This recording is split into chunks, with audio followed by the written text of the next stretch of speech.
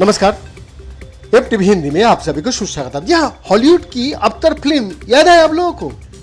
हाँ, वही जिसमें धरतीवासी दूसरे ग्रह का लोगों का रंग ढंग में ढलकर वहां कई तरह की खोज करने जाता है।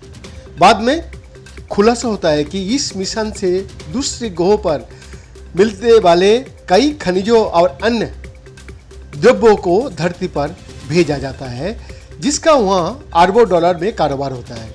वही दूसरे ग्रहों पर इंसानों की एक कॉलोनी भी बसाई जाती है।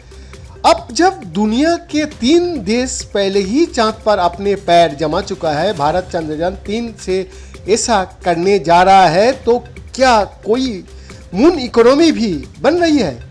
क्या है ये मून इकोनॉमी और कैसे भारत इसका हिस्सेदार बनने जा रहा है? चलिए हम लोग आज साझा करता हूं।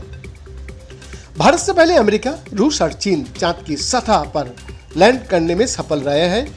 भारत का चंद्रयान 3 अगर सफल होता है तो भारत इस क्लब में एंट्री करने वाला चौथा देश होगा।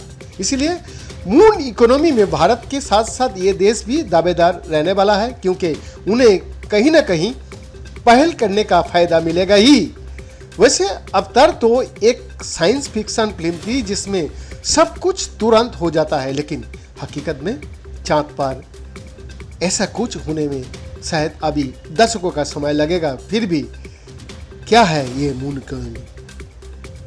चंद्रमा पर कई देश अंतरिक्ष मिशन भेज रहा है। चांद से जुड़ी तमाम अंतरिक्ष गतिविधियां, प्रोडक्शन, स्पेस स्टेशन बनाना, चांद की सतह से मिलने वाली संसाधनों का इस्तेमाल और एक्सचेंज, डेटा, चांद पर टूरिज्म, चांद पर लैंड की बुकिंग इत्यादि सभी मून इकोनॉमी का हिस्सा ही है। PwC का एक रिपोर्ट में कहा गया है कि चांद पर किसी भी रूप में मानव की उपस्थिति असल में मून इकोनॉमी होगा। मून इकोनॉमी का मूल 3 पड़ाव है। पहला, चांद पर अंतरिक्ष मिशन भेजकर अध्ययन करना, मानव को भेजना, पर्यटन उद्योग खड़ा करना। दूसरे चरण में चांद से मिली जानकारी का कर्म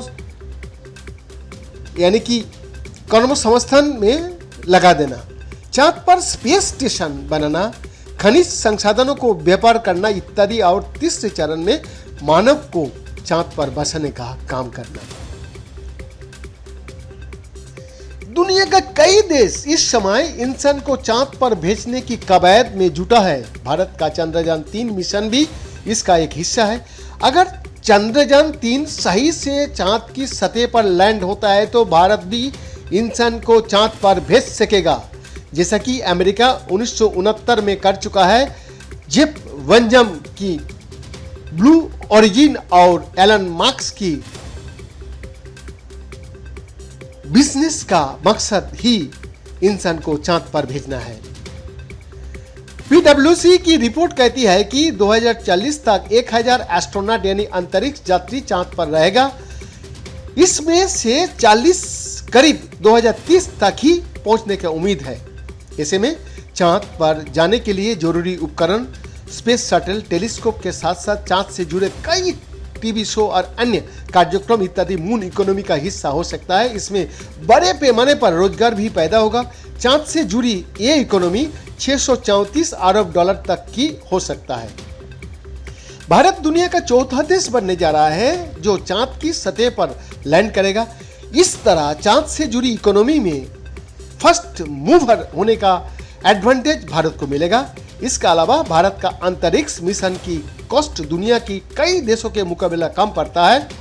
इसलिए भारत दुनिया के कई अन्य देशों के लिए चांद पर मिशन भेजने या उपग्रह लॉन्च करने की इकोनॉमी का बड़ा हिस्सा ले सकता है।